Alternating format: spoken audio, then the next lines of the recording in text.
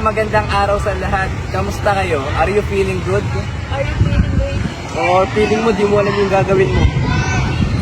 Huwag kayong mag-alala dahil sa videong ito, tatalakayin natin kung bakit mo nga yan nararamdaman. Pero bago ang lahat, alamin muna natin kung ano nga ba ito. May napansin ba kayo? Kung stress ang sagot nyo, press tama kayo. Tayong cause ng stress, pero karaniwang naranasan ng isang estudyante ang academic stress. Ang stress by definition is a feeling of emotional or physical tension.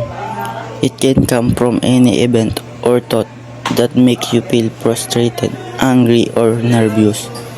Stress is your body's reaction to a challenge of demand.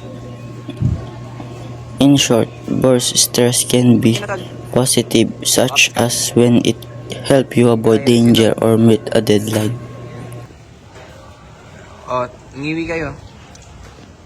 Bagsak mo tol. Yun o. At ito ang pwede mong gawin para ma-maintain yung stress.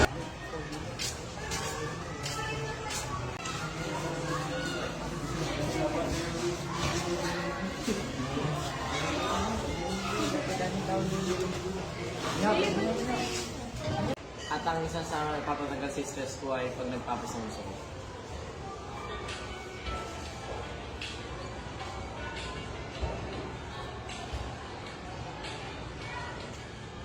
At dito nagtatapos ang aming presentasyon.